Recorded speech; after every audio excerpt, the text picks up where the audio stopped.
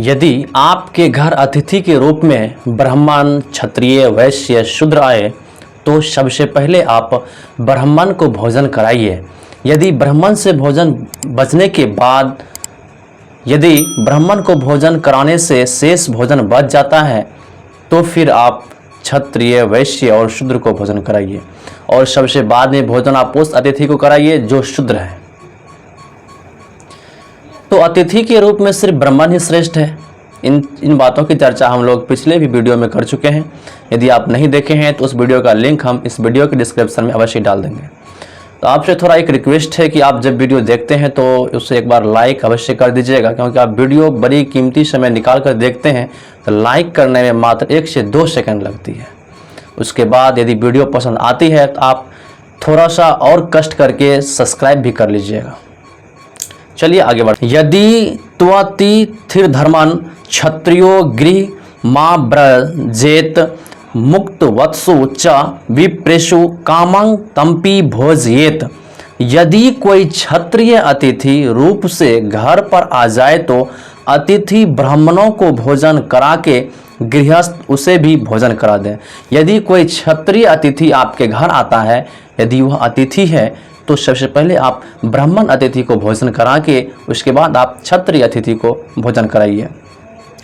वैश्य शूद्रावपि प्राप्तो कुटुंबे तिथि धर्मिनो भोजयेत सह मृत्येत्स्ता वा निस्संयम प्रयोजयन।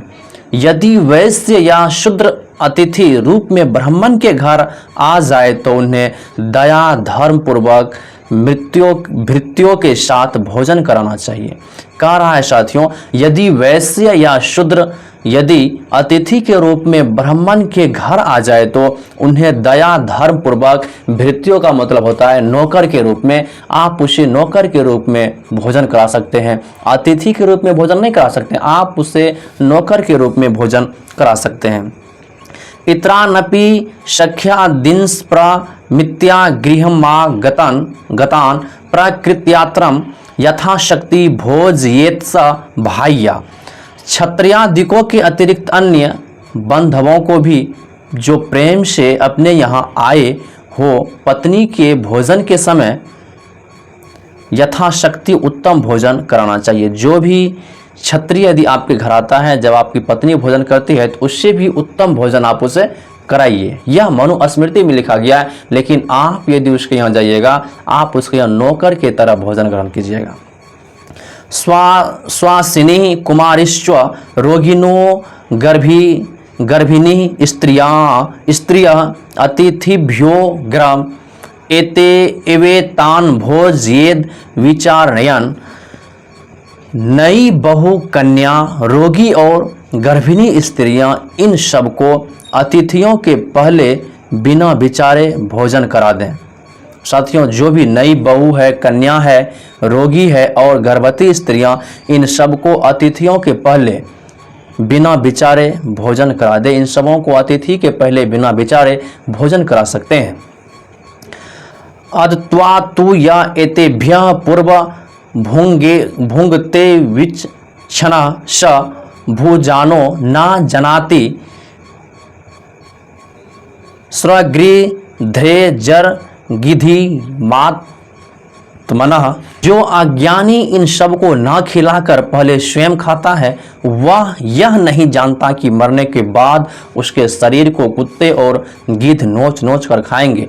यदि आप इस तरह की व्यक्ति को खिलाइए, ब्राह्मण को यदि आप देवता मानते हैं फिर भी, नहीं मानते हैं फिर भी, यदि आप मरते हैं तो मरने के बाद यदि आपको ऐसे छोड़ दिया जाता है तो फिर भी कौवे गिद्ध चील तो खा ही लेंगे। भुक्त्वत् स्वस्थ विप्रेषु स्वेषु मृत्येषु चैव हि भुज्याताम ततः पश्चाद्वा शिष्टम तु दंपति।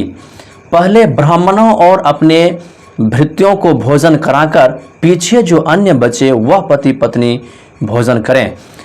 साथियों, यदि आपके घर में ब्राह्मण आता है तो सबसे पहले आप ब्राह्मण को भोजन कराइए। ब्राह्मण को भोजन करने के बाद जो बचता है उसे आप दोनों पति पत्नी ग्रहण कर सकते हैं। तो अतिथि सिर्फ ब्राह्मण है, अतिथि देवो भव, सिर्फ ब्राह्मण आपके देवता है, उसमें सिर्फ ब्राह्मण का जिक्र किया गया है। देवा नृसिन मनुष्यांश्च पितृन् गृहाश्व देवता पूजयित्वा ततः पश्चात् गृहस्थ शेष भोग भवेत्।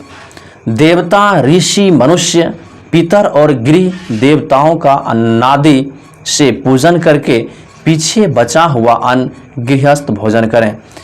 देवता, ऋषि, मनुष्य, पितर और गृह देवताओं का अन्न नादि से पूजन, अन्न से पूजन करा के यदि अन्न बचता है तो फिर आप पूजन करें। पहले देवताओं को भोजन कराइए, फिर ऋषि मुनि को भोजन कराइए। वो ऋषि मुनि में जो ब्राह्मण है उससे आप करा सकते हैं। यदि कोई शूद्र आ जाए तो उसे आप नौकर के रूप में भोजन कराइए। यह मनुस्मृति में लिखा गया है।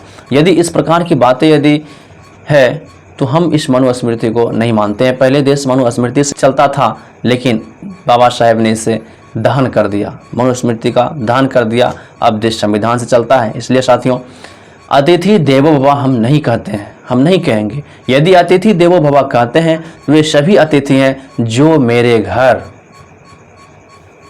आते हैं, चाहे वह ब्राह्मण हो, क्षत्रिय हो, वैश्य हो, शूद्र हो, तब अतिथि देवो भव। यदि आप अतिथि देवो भव मानते हैं तो आप ब्राह्मण, वैश्य, क्षत्रिय, शूद्र एक साथ मिलकर आइए, हमारे यहाँ अतिथि बनके एक साथ भोजन कीजिए, तब हम मानते हैं आप अतिथि देवो भव मानते हैं।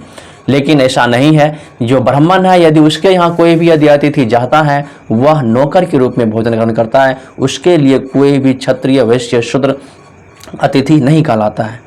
चलिए मिलते हैं फिर नेक्स्ट वीडियो में। जय भीम, जय संविधान, नमो बुद्धाय, जय हिंद, जय मूल्य निवास।